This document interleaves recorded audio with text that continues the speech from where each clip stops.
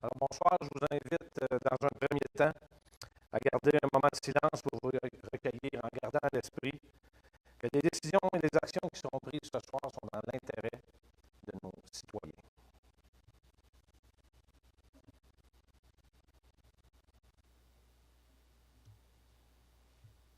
Merci.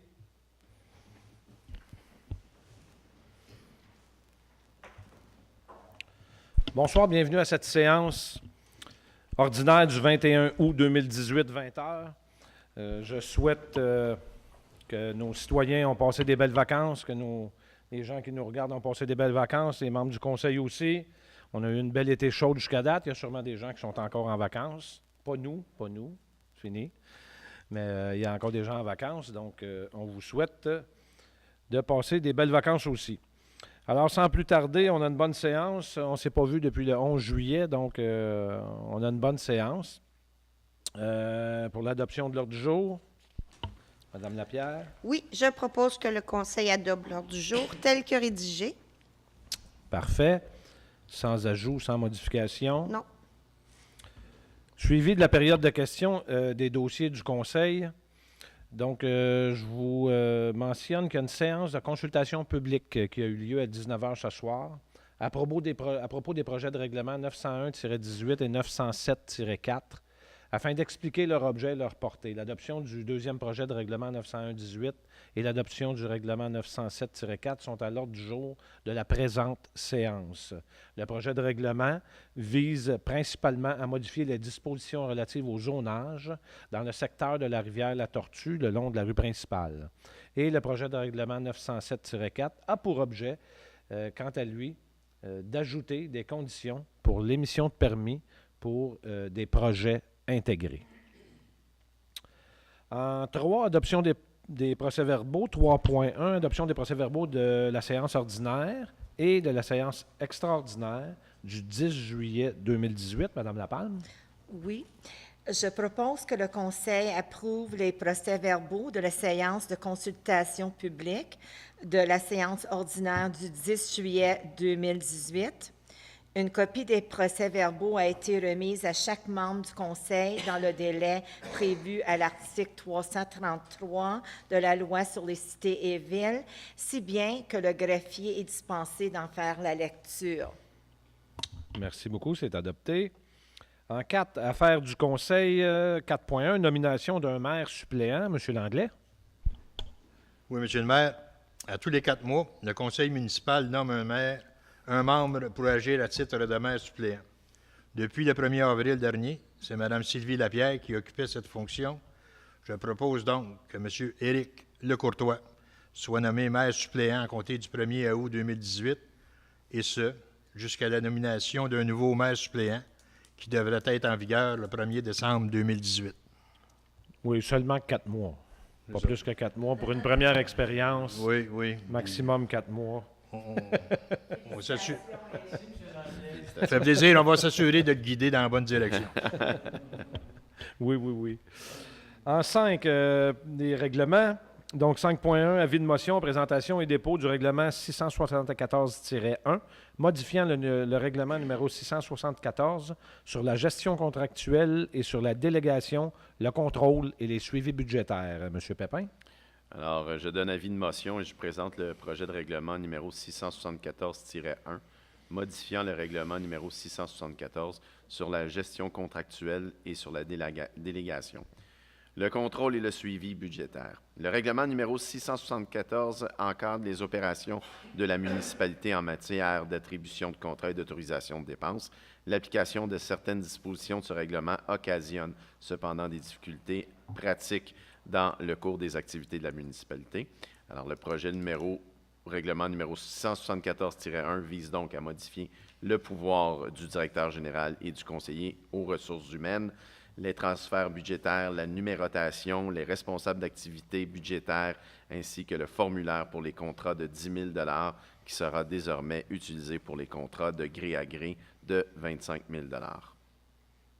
Merci, M. Pépin, pour cet avis de motion. En 2, en 5.2, avis de motion, présentation et dépôt du règlement 1008-09-12 modifiant la réglementation 1008-09 concernant la circulation, le stationnement et la sécurité publique. Monsieur Lecourtois. Merci. Je donne avis de motion et je présente le projet de règlement numéro 1008-09-12, modifiant le règlement numéro 1008-09 concernant la circulation, le stationnement et la sécurité publique.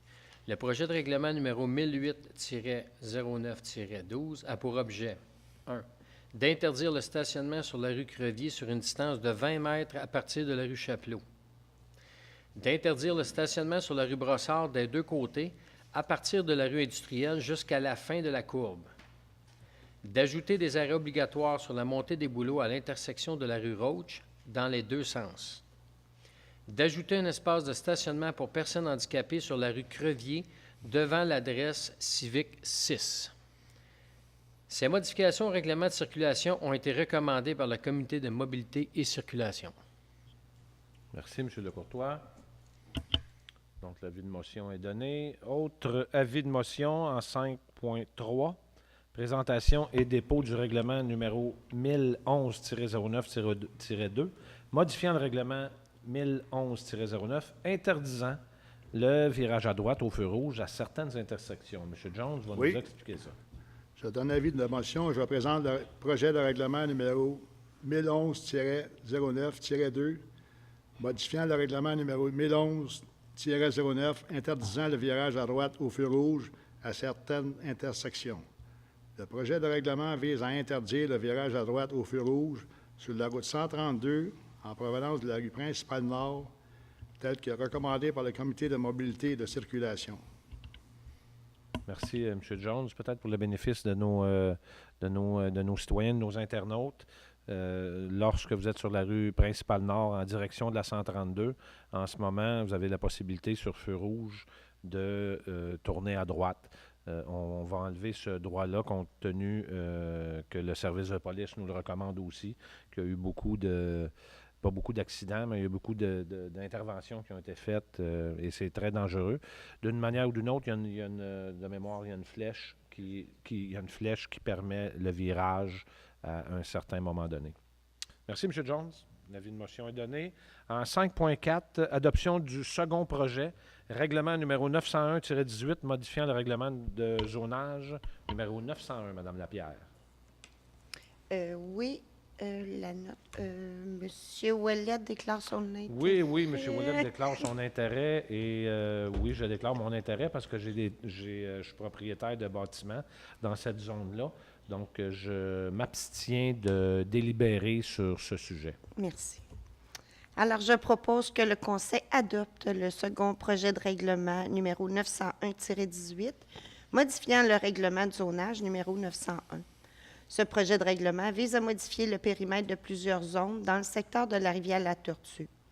Le règlement aura principalement pour effet de diminuer la hauteur permise pour les bâtiments dans certaines zones, limiter les zones où les logements familiaux de 12 logements pourront être construits, notamment où l'emprise de la rue principale sud est plus restreinte, prévoir des espaces de stationnement souterrain pour les projets avec une densité importante, obliger les conteneurs semi-enfouis dans les zones permettant des unités d'habitation multifamiliales, aussi permettre des développements intégrés dans certaines zones sous certaines conditions. D'autres modifications sont également prévues dans ce règlement qui va permettre une meilleure intégration des nouveaux bâtiments dans les quartiers actuels. Merci. 5.5, adoption du règlement numéro 901-19, modifiant le règlement de zonage numéro 901, Mme Lapalme. Oui, je propose que le Conseil adopte le règlement numéro 901-19, modifiant le règlement de zonage numéro 901, de façon à modifier les articles 37, 98 et 1113. Le règlement vise à restreindre et encadrer l'extension des droits acquis, et ce, sur l'ensemble du territoire. Il vise également à préciser une disposition relative au nombre d'usages principal et à clarifier une définition au chapitre de la terminologie. Merci, Mme Lapalme. En 5.6, adoption du règlement numéro 907-4, modifiant le règlement sur les permis et certificats numéro 907. Monsieur Langlais. Oui, Monsieur le maire, je propose que le Conseil adopte le règlement 907-4, modifiant le règlement sur les permis et certificats numéro 907 de manière à modifier la section 2 relative aux dispositions spécifiques et à l'émission d'un permis de construction d'un projet intégré. Ce règlement introduit de nouvelles exigences documentaires préalables à l'acceptation du projet intégré. Merci, M. Langlais. En 5.7, adoption du règlement, c'est le dernier. On a beaucoup de règlements aujourd'hui. C'est adoption du règlement numéro 1008-09-11, modifiant le règlement 1008-9 concernant la circulation, le stationnement et la sécurité publique. M. Jones. Oui, je propose que le Conseil adopte le règlement numéro 1008-09-11, modifiant le règlement numéro 1008-09 concernant la circulation, le stationnement et la sécurité publique. Le projet de règlement vise à étendre la zone de débarcadère face à l'école John Adam. Le stationnement pour une durée maximale de 15 minutes sera désormais permis du côté nord de la montée des Bouleaux entre la rue Boorman et la rue Roach. Merci, M. Jones. En 6, communication, aucun point. En 7, direction générale, aucun point. En 8, environnement, aucun point. En 9, greffe et affaires juridiques, 9.1. Libération du fonds de garantie en assurance pour les biens pour les termes 2012-2013, 2013-2014 et 2015-2016. Monsieur Pépin. Oui. Alors, je propose que le Conseil autorise l'Union des municipalités du Québec à procéder au versement du reliquat du dit fonds de garantie aux membres du regroupement Varennes-Sainte-Julie dans les mêmes proportions que ceux-ci ont contribué lors de sa constitution. Les municipalités membres du regroupement de l'UMQ Varennes-Sainte-Julie cotisent à un fonds de garantie en assurance des biens. Ce fonds de garantie est libéré lorsque toutes les réclamations ont été réglées et qu'il n'y a plus de réclamations potentielles pour un terme donné. En 2012-2013, le montant du fonds de garantie s'élevait à 250 000 $ et un solde de 181 531,07 demeure inutilisé à ce jour. Delsin recevra un remboursement au montant de 11 710,93 compte tenu de sa participation de 6,45 %. En 2013-2014, le montant du fonds de garantie s'élevait à 248 741 $ et un solde de 226 967,82 demeure inutilisé à ce jour. Delsin recevra un remboursement au montant de 8 027,88 compte tenu de sa participation de 3,54 %. En 2015-2016, le montant de fonds de garantie s'élevait à 248 741 $ et un solde de 135 030,19 demeure inutilisé à ce jour.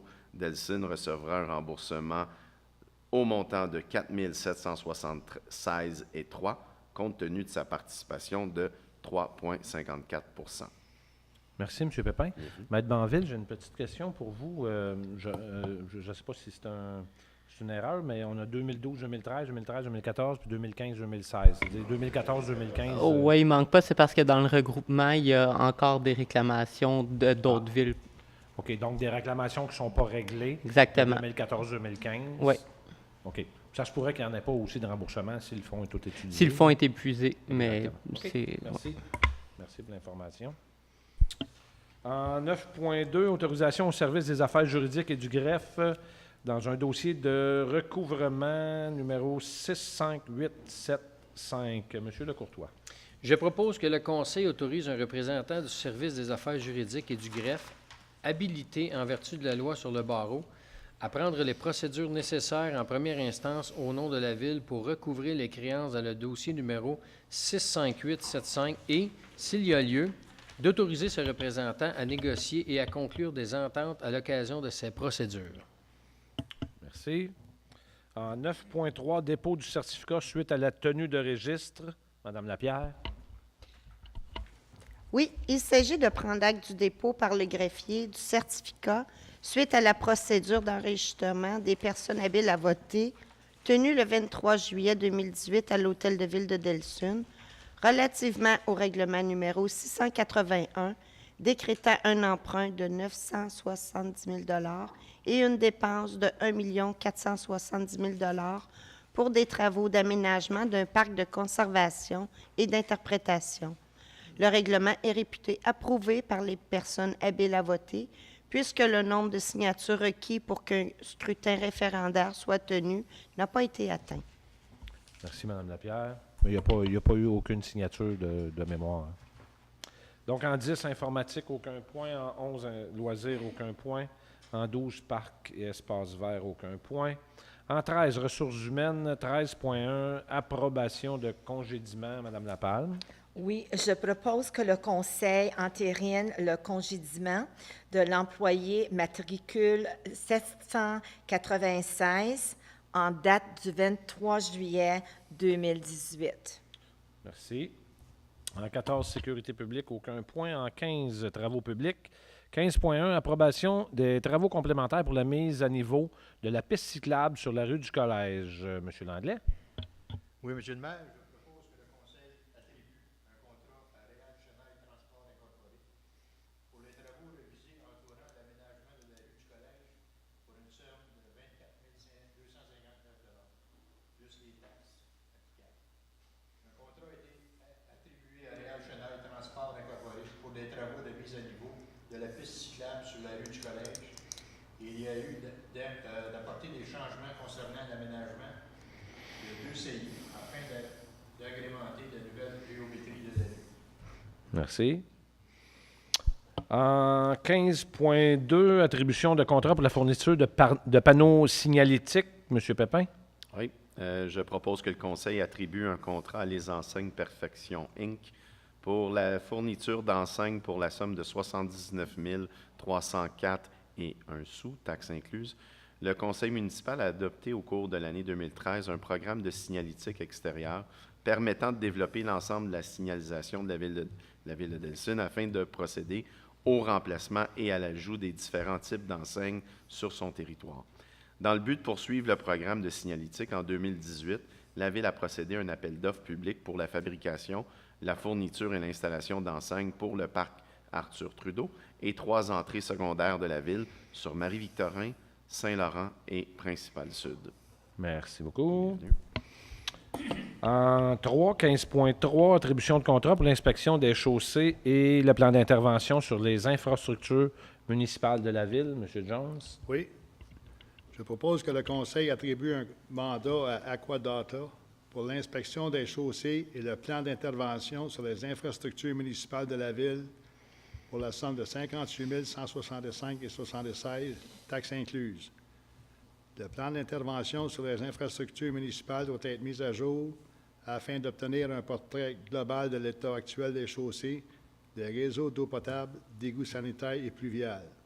Ce plan d'intervention permettra d'identifier les travaux prioritaires à réaliser au cours des 5 prochaines années, comme demandé par le MAMO dans le cadre des programmes d'aide financière Primo et TECQ. Merci.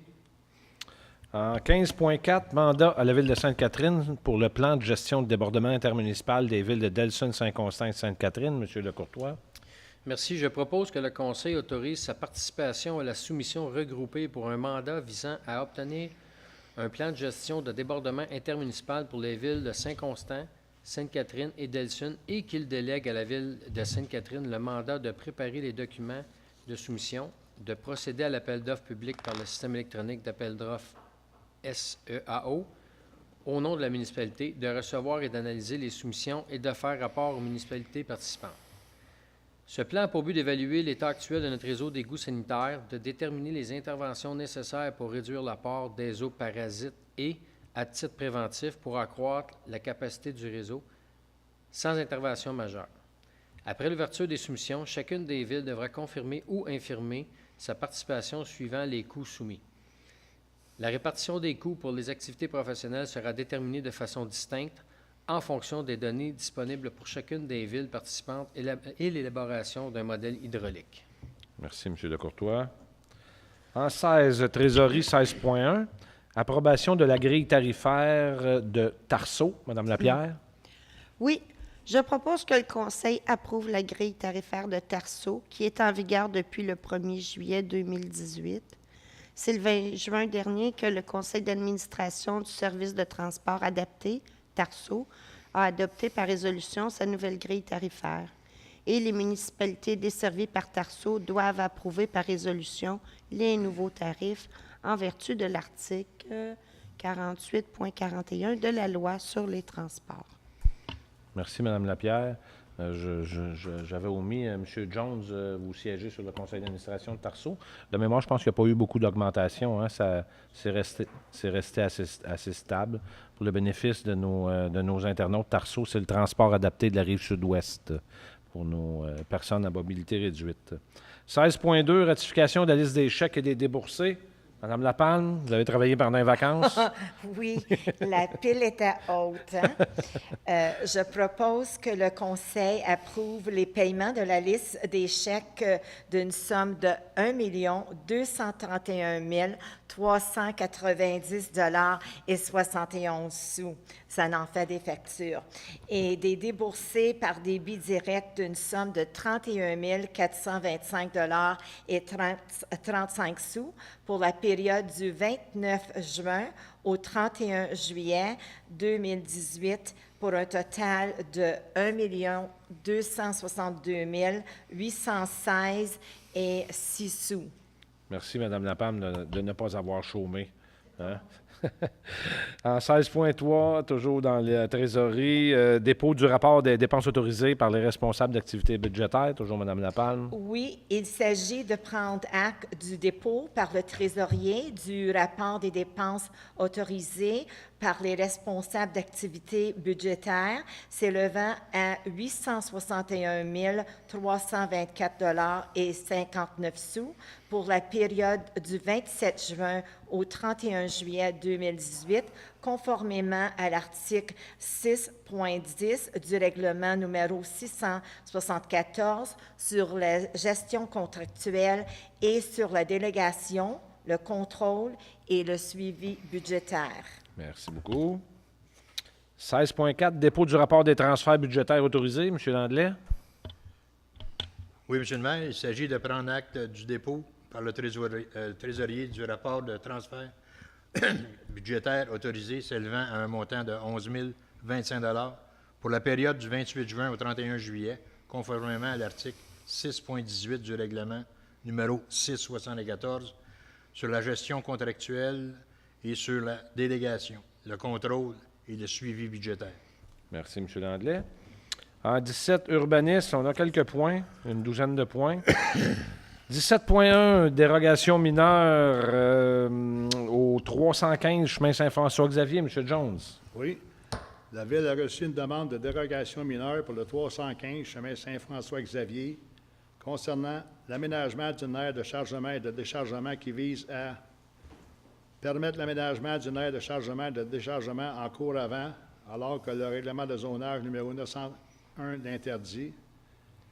Permettre que l'aire de chargement et de déchargement ne respecte pas la largeur de 3,6 mètres et la longueur de 9 mètres requise selon le règlement de zonage numéro 901 afin de préserver le nombre d'espaces de stationnement existants.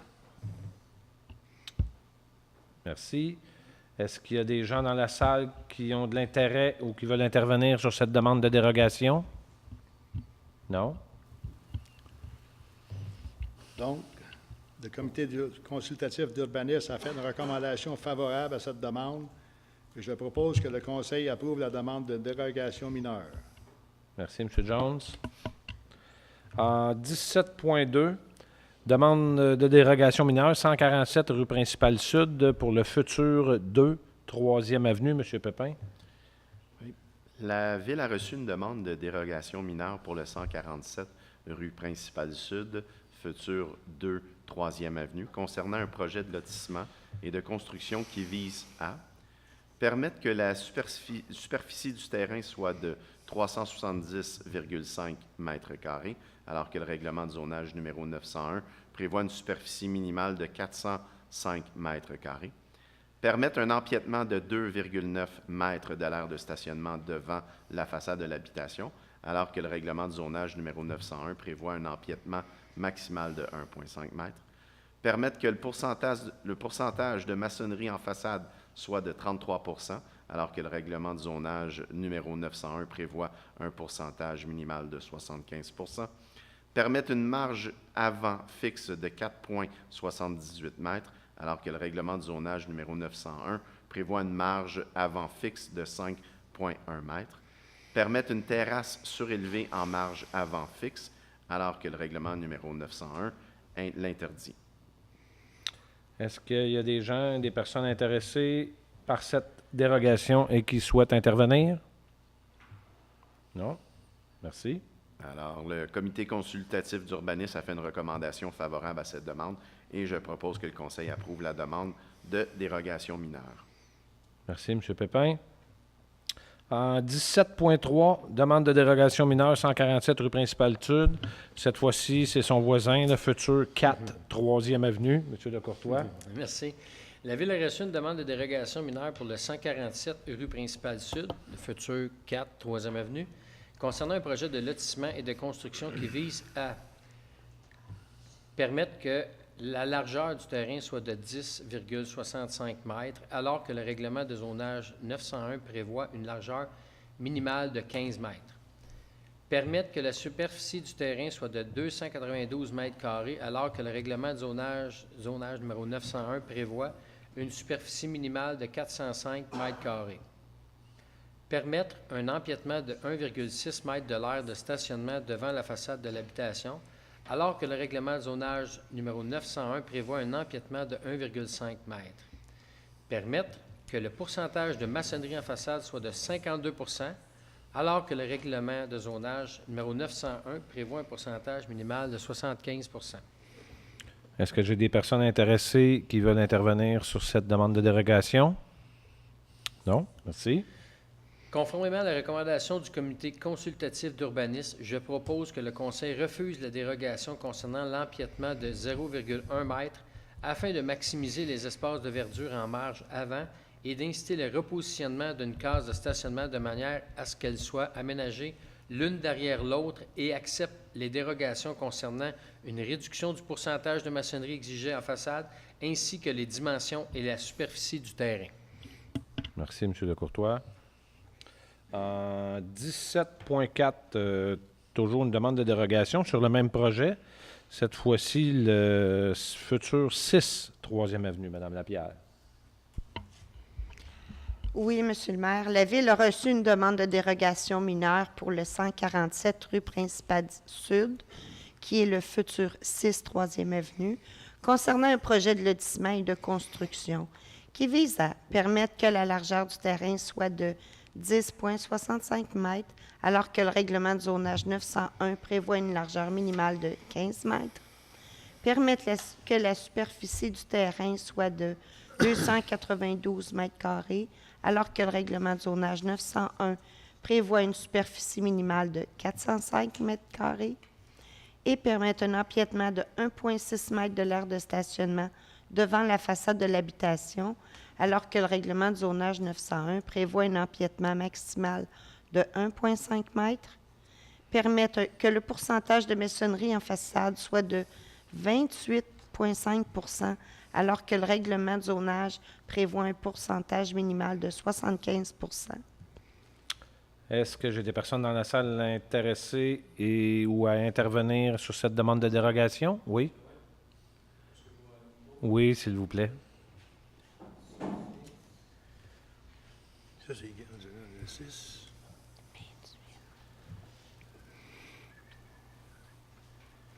Je vous demanderai de vous nommer puis donner votre adresse aussi. Parfait. Bonjour, mon nom c'est Daniel Clich. Je suis propriétaire de la compagnie de construction Gestion des Clics. Mon adresse, 53 rue Boulogne à Delson. Merci. Dans le fond, c'est nous qui avons déposé ce projet-là. J'avais juste une question parce que j'imagine que le point juste avant va être reflété dans ce point-là aussi concernant les stationnements. Avant ça, je voulais dire merci pour l'ensemble du projet. Là. Je pense que ça va assez bien. Là. Oui. C'était surtout concernant les heures de stationnement. Dans le fond, je voyais une petite problématique pour mes futurs clients, vos futurs citoyens, dans le fond, concernant les stationnements en tandem, qui est quand même problématique. Je voulais voir s'il y avait une ouverture ou si on pouvait peut-être travailler une autre solution, je ne sais pas, soit peut-être un pavage alvéolé ou quelque chose comme ça qui pourrait être intéressant, puis garder peut-être le côté de verdure. Là. Je ne suis vraiment pas contre l'idée, là, mais je veux dire, c'est vraiment pas pratique d'avoir 2 stationnements, un en arrière de l'autre, puis je pense que je n'ai pas besoin de vous l'expliquer non plus. Y a-t-il possibilité qu'on puisse regarder ça ou... Dans un premier temps, merci de votre intervention, M. Clich. Vous savez qu'il y a un conseil consultatif d'urbanisme. Si vous êtes entrepreneur, vous savez comment ça fonctionne. Au comité consultatif d'urbanisme, il y a des membres du conseil de ville qui siègent à ce comité-là. Ouais. Donc, je vais lui demander d'intervenir, ou du moins s'il était là, parce que, bon, ça se peut que ça ait tombé dans les vacances. Normalement, le conseil de ville va, je vous dirais, entériner les recommandations de son comité consultatif d'urbanisme, parce que souvent, ça a été viré sur tous les côtés, puis on l'a regardé. Mais je peux peut-être demander à mes collègues, M. Lecourtois. Moi, j'y étais. Bonjour, M. Clich. Bonjour. J'y étais avec M. Landelet. Ça a été discuté assez longuement aussi parce que le côté pratique, puis de votre côté à vous, d'avoir 2 stationnements côte à côte, sauf que là, ça faisait un gros îlot de chaleur, beaucoup moins de gazon. Puis en fin de course, je pense que c'était pas mal unanime pour tous de le mettre comme ça pour rajouter de la verdure. Et puis, tout le monde s'est dit qu'il y a déjà beaucoup de stationnements d'Addison ou ailleurs qui sont un à l'arrière de l'autre. L'idéal, c'est côte à côte pour sortir, là, pas être obligé de jouer à Tetris avec les véhicules. Ouais. Mais oui, ça a été discuté, puis je vous dirais que c'était pas mal unanime. Parce que déjà, aux extrémités, c'est correct. Mais dans le milieu, là, ça faisait vraiment un gros îlot là, d'asphalte ou peu importe. Je pense que c'est peut-être en lien avec, dans le fond, on a permis une dérogation sur normalement un terrain qui est à de 15 mètres. On a permis de bâtir sur un terrain de 10 mètres et demi environ. C'est peut-être pour ça que j'imagine que... C'était juste parce que je vais me faire poser la question par les clients. J'aime ça avoir une bonne explication. Puis, déjà que le terrain est plus étroit, je pense que ça l'empêche. Exact. Je regardais le côté pratique de... Définitivement. Mais je dirais que les pour et les contre, le côté pratique a perdu contre la verdure puis l'eau de chaleur. C'est pas hors du commun d'avoir des véhicules un arrière de l'autre. Je vous dis ça de même. Mettons, ça reviendra dans un autre dossier. Peut-être à regarder le pavé alvéolé, des fois, ça peut être intéressant. Le problème, c'est ça qui est arrivé, c'est que le problème, il y avait déjà une dérogation pour moins. S'il avait été plus large, probablement que ça n'aurait même pas venu sur le sujet parce que il y a eu en masse de verdure, puis il y a eu 2 stationnements. C'est vraiment... Comme M. Lecourtois dit aussi, il y a le fait que sa 3e avenue, on a le droit du stationnement sur rue. Fait que, en quelque part, les gens vont pouvoir stationner quand même un petit peu dans la rue. Merci, M. Clich.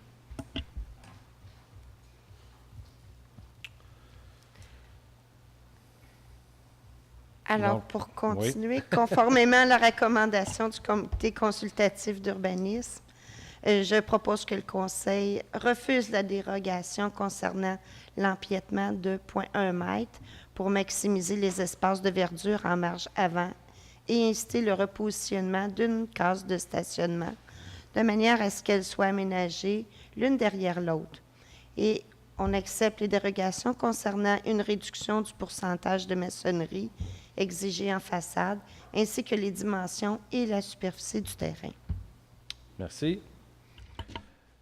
En 5.17.5, demande de dérogation mineure, même projet, c'est le dernier des 4. On avait le 2, le 4, le 6 et le 8. Donc, M. Landelet, pour le 8.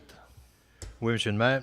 La Ville a reçu une demande de dérogation mineure pour le 147 rue principale sud, futur 8 3e avenue, concernant un projet de lotissement et de construction qui vise à permettre que la largeur du terrain soit de 10,65 mètres, alors que le règlement de zonage numéro 901 prévoit une largeur minimale de 15 mètres.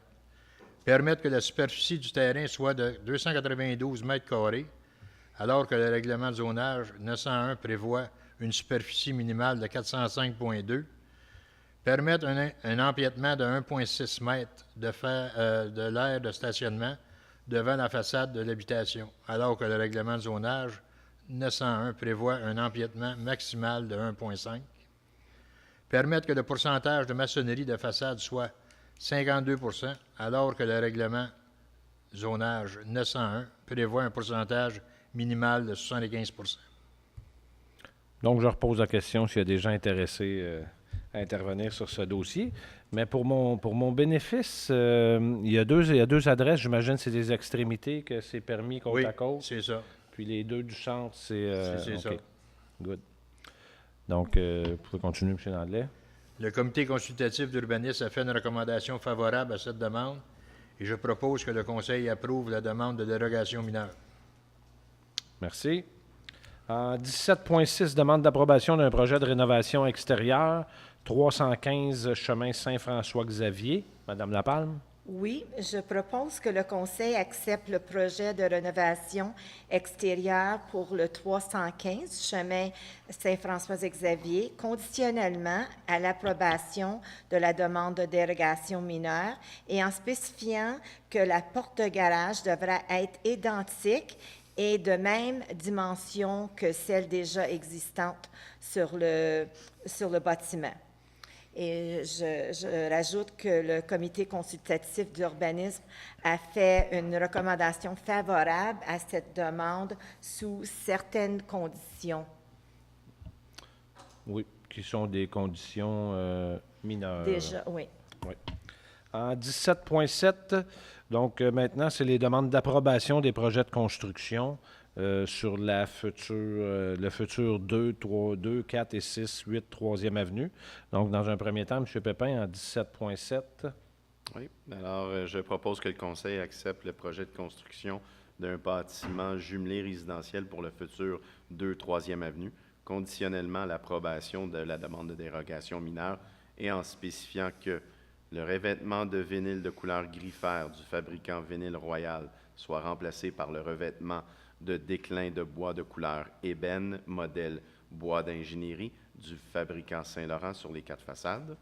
Les plans d'aménagement paysager soient déposés ultérieurement pour approbation en tenant compte que la haie de cèdre existante en cour arrière du lot numéro 1 soit maintenue et prolongée sur le lot 2, 3 et 4 jusqu'à la rue principale sud.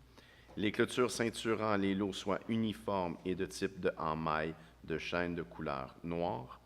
Une garantie bancaire de 500 $ soit remise à l'émission du permis de construction afin de s'assurer de la réalisation d'un plan d'aménagement paysager respectant ces conditions. Le comité consultatif d'urbanisme a fait une recommandation favorable à cette demande sous certaines conditions. Merci. En 17.8, demande d'approbation du projet de construction du bâtiment jumelé résidentiel futur 4, 3e avenue. M. Jones. Oui, je propose que le Conseil accepte le projet de construction d'un bâtiment jumelé résidentiel pour le futur 4, 3e avenue, en spécifiant que le revêtement de vinyle de couleur gris-fer du fabricant Vinyle Royal soit remplacé par le revêtement de déclin de bois de couleur ébène, modèle bois d'ingénierie du fabricant Saint-Laurent sur les 4 façades.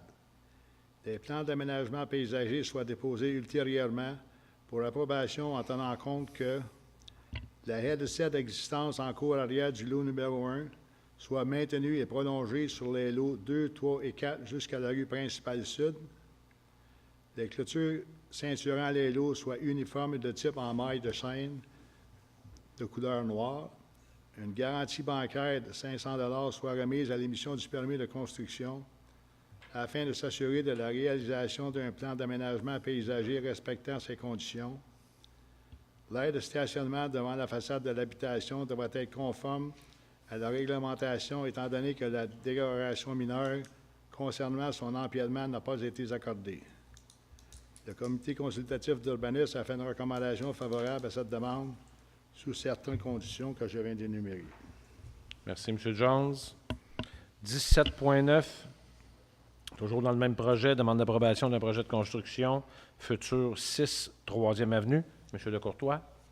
Merci. Je propose que le Conseil accepte le projet de construction d'un bâtiment jumelé résidentiel pour le futur 6, 3e avenue, en spécifiant que le revêtement de vinyle de couleur gris-fer du fabricant Vinyle Royal soit remplacé par le revêtement de déclin de bois de couleur ébène, modèle bois d'ingénierie du fabricant Saint-Laurent sur les 4 façades. Les plans d'aménagement paysager soient déposés ultérieurement pour approbation en tenant compte que La haie de cèdre existante en cour arrière du lot 1 soit maintenue et prolongée sur les lots 2, 3 et 4 jusqu'à la rue principale sud. Les clôtures ceinturant les lots soient uniformes et de type en maille de chaîne de couleur noire. Une garantie bancaire de 500 $ soit remise à l'émission du permis de construction afin de s'assurer de la réalisation d'un plan d'aménagement paysager respectant ces conditions. L'aire de stationnement devant la façade de l'habitation devra être conforme à la réglementation étant donné que la dérogation mineure concernant son empiètement n'a pas été accordée. Le comité consultatif d'urbanisme a fait une recommandation favorable à cette demande sous certaines conditions. Merci, M. Lecourtois. Demande d'approbation, la dernière, du projet de construction. Futur 8, 3e Avenue, Mme Lapierre. Oui, alors je propose que le Conseil accepte le projet de construction d'un bâtiment jumelé résidentiel pour le futur 8, 3e Avenue, conditionnellement à l'approbation de la demande de dérogation mineure et en spécifiant que le revêtement de vinyle de couleur gris-fer du fabricant Vinyle Royal soit remplacé par le revêtement de déclin de bois couleur ébène, modèle bois d'ingénierie du fabricant Saint-Laurent, sur les 4 façades. Les plans d'aménagement paysager devront être déposés ultérieurement pour approbation en tenant compte que l'aide cèdre existante en cour arrière du lot 1 devra être maintenue et prolongée sur les lots 2, 3 et 4 jusqu'à la rue principale sud. Les clôtures ceinturant les lots soient uniformes et de type en maille de chaîne couleur noire. Une garantie bancaire de 500 $ devra être remise à l'émission du permis de construction afin de s'assurer de la réalisation d'un plan d'aménagement paysager respectant ces conditions. Et le comité consultatif d'urbanisme a fait une recommandation favorable à cette demande sous certaines conditions. Merci, Mme Lapierre. Merci, M. Clich. J'espère que ça vous satisfait.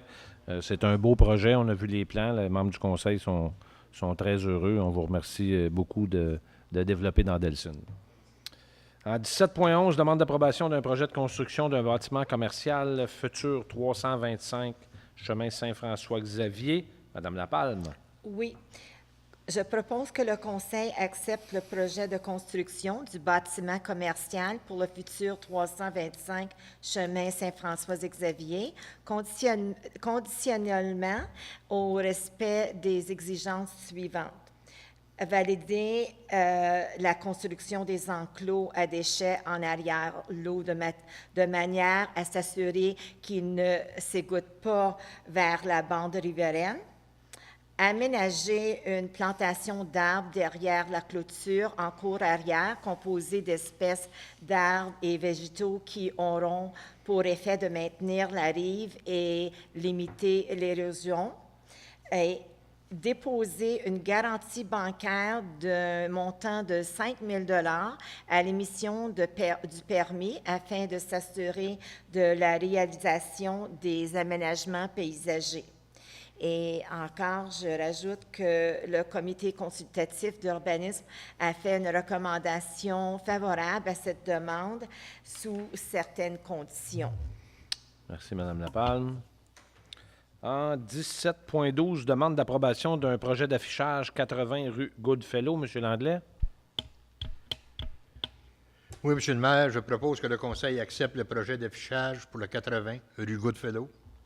Le comité consultatif d'urbanisme a fait une recommandation favorable à cette demande. C'est la nouvelle SPCA, Roussillon, anciennement le refuge AMR, qui occupe désormais le 80 rue Goodfellow. Oui, merci. Effectivement, pour le bénéfice de nos citoyens, le refuge AMR n'existe plus maintenant. C'est SPCA Roussillon. C'est ça. Et c'est situé dans le parc industriel de Delsun. Il était avant situé sur la rue Saint-Pierre, je pense, à Saint-Constant. En 18, affaires nouvelles, aucun point. En 19, période d'intervention des membres du Conseil. On commence avec Mme Lapalme, à ma gauche.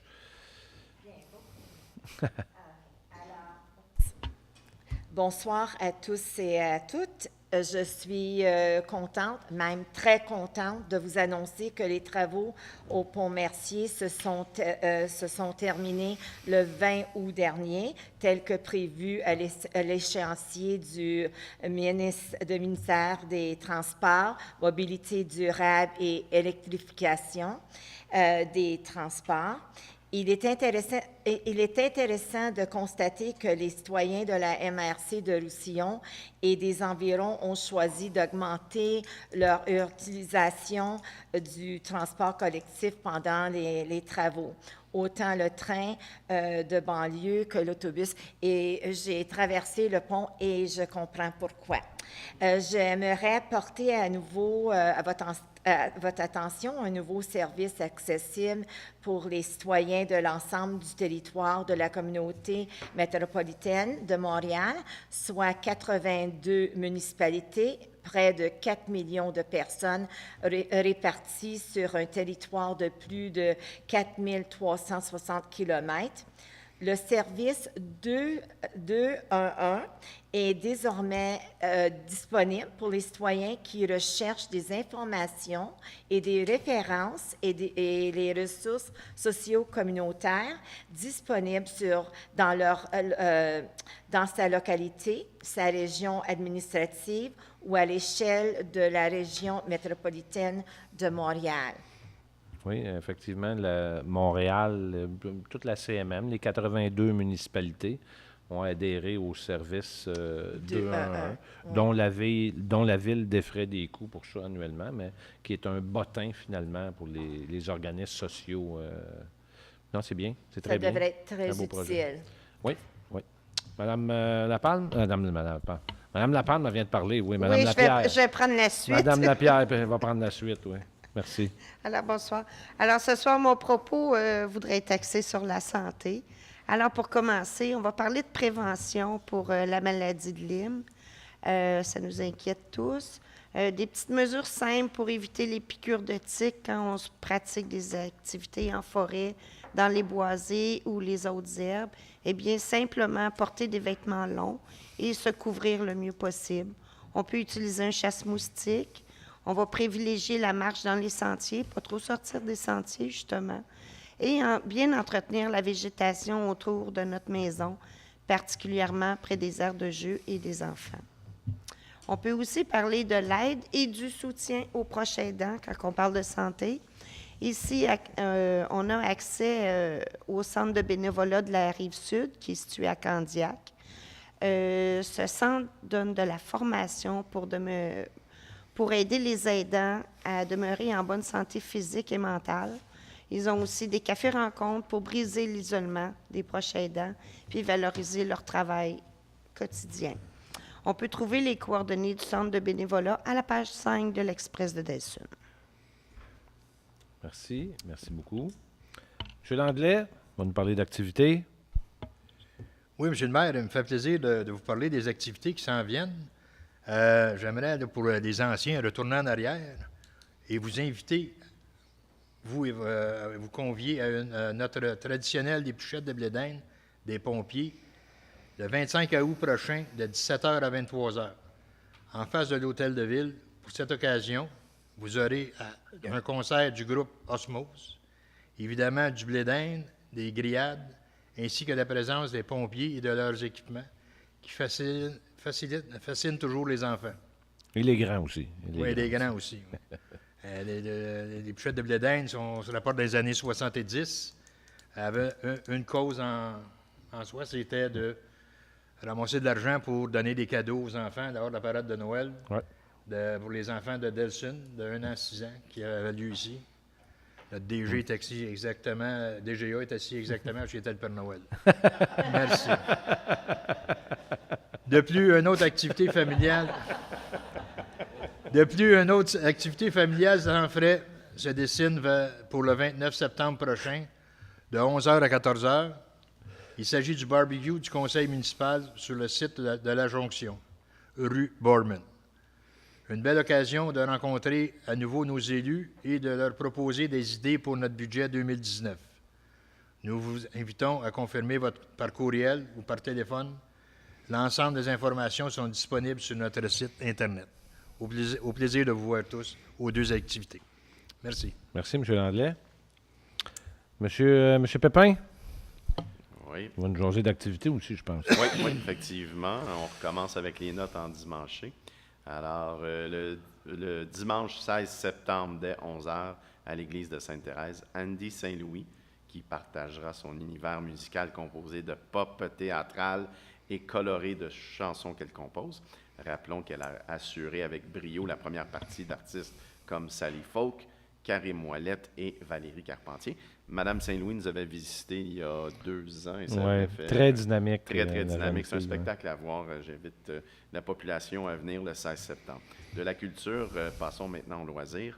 Précisément, la possibilité de venir marcher ou courir au son d'une musique dynamique sur la piste du Palais du Patin, sans frais, du 4 septembre au 6 décembre, lundi au mercredi de 13h30 à 15h30 et les mardis au jeudi de 20h à 22h. Continuons dans les loisirs. La période d'inscription aux activités de loisirs est en marche. Nous vous prions de lire attentivement les pages consacrées à ce sujet dans l'Express de Delson.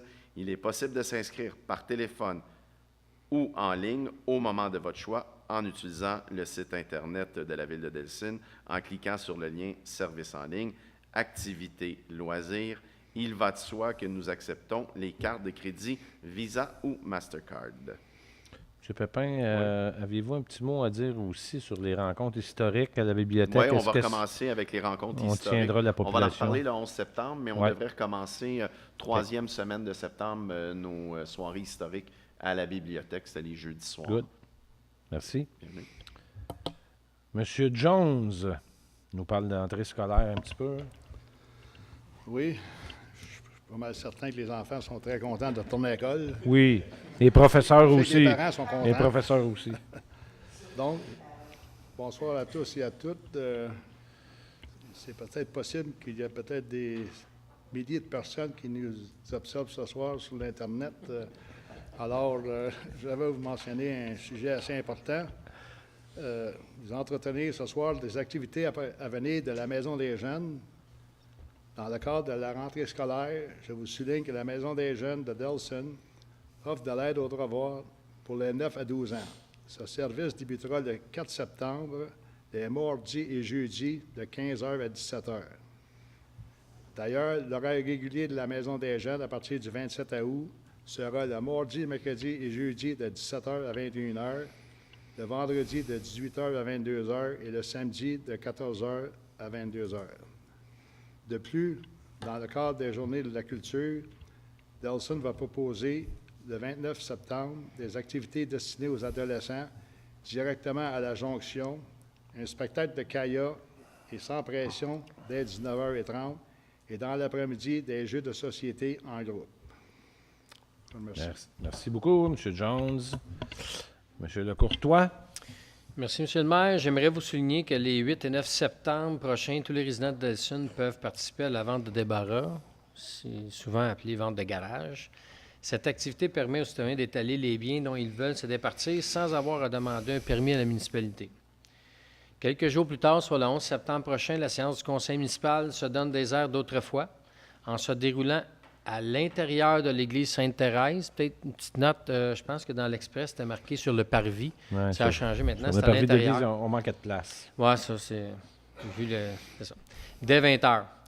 Pour l'occasion, il y aura la présence d'un crieur public et le conseil municipal sera en costume de Pâques. À ne pas manquer.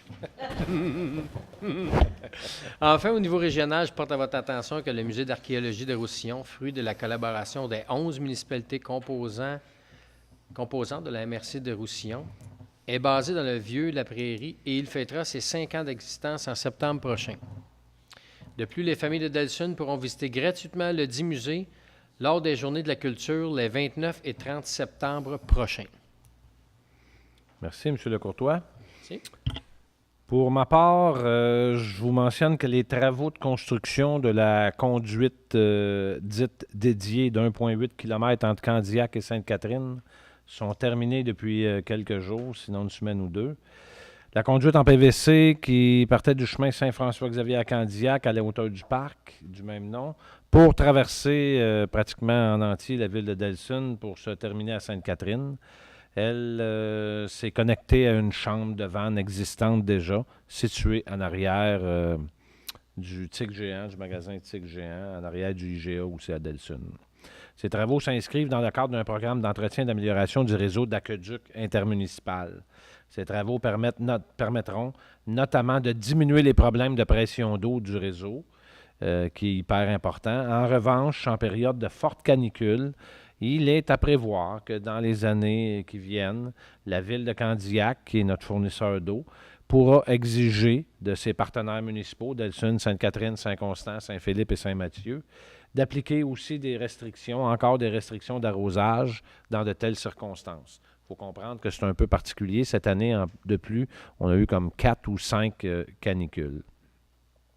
Les travaux de la piste cyclable sur la rue du Collège et le trottoir près de l'école Louis-Lafortune font partie des actions que la ville de Delsun met en place pour favoriser la mobilité active durable ainsi que la sécurité de ses citoyens. Rappelons que seulement 9 % des ménages de Delsun, études à l'appui, utilisent les transports collectifs. Notre municipalité a un potentiel intéressant de mobilité active. C'est pourquoi chaque année, on va continuer à faire des gestes comme celui-là pour réduire les obstacles qui se dressent actuellement sur les routes et pour permettre aux gens qui voudraient bien marcher ou d'utiliser le vélo de pouvoir le faire aussi en toute sécurité. Je veux profiter de l'occasion pour convier les gens, les citoyens de Delsun, les citoyens des autres villes aussi sont invités au banquet du maire qui sera sous le signe de la Croisée des Temps. Donc, c'est dans le cadre du 100e anniversaire de la ville, le 6 octobre prochain, dès 18h, au musée ferroviaire Expo-Rail. À ce moment, on va faire de grands hommages à nos bâtisseurs, autant du monde politique, du monde économique que nos citoyens engagés. Les billets, c'est une des seules, sinon la seule activité qui est payante dans le cadre du 100e. Toutes nos autres activités étaient gratuites, si je ne m'abuse. Donc, cette soirée est au coût de 100 $ le billet. Pour réserver vos places, communiquez avec le 632-1050 au poste 3200, qui sont les loisirs, je crois. Je pense que c'est les loisirs. Hein? La centrale, ça, hein? OK. La centrale pour vous procurer des billets. C'est une belle soirée, je vous le dis, c'est une belle soirée. Les employés sont invités à y participer. C'est une belle, grande fête familiale pour les citoyens de Delsun. Alors, merci. Point 20, période des questions des personnes dans la salle. M. Clich a posé sa question tantôt. Ben, vous en avez posé 2, vous aviez droit à 2, ça donne bien. Merci. En 21, période de questions des internautes. Maître Banville. Pas de questions. On n'a pas de questions aujourd'hui. Mon Dieu, c'est la deuxième séance. Il va falloir interpeller nos gens. On avait toujours des questions, 2, 3, 4 questions normalement. Donc, merci. Date de la prochaine séance ordinaire, le 11 septembre, tel que M. Lecourtois l'a dit tantôt. À l'intérieur de l'église Sainte-Thérèse de l'Enfant-Jésus sur la rue principale. On vous invite. Le conseil de ville de Delsun sera habillé d'époque pour relater le bon vieux temps, les conseils du bon vieux temps. On aura un crieur public. On aura des invités aussi. L'évêque sera là. On a des citoyens spéciaux qu'on veut inviter. On a une belle cérémonie à vous faire. Elle sera aussi diffusée sur le web. Il y aura 2 séances. Une séance dite conforme et légale et une autre séance un peu théâtrale, si je peux m'exprimer ainsi. Donc, c'est super le fun. On va toucher à l'histoire de Delsun. Alors, est-ce que j'ai quelqu'un qui propose la levée de l'Assemblée? M. Pépin propose la levée de l'Assemblée. Merci beaucoup et on se retrouve le 11 septembre prochain.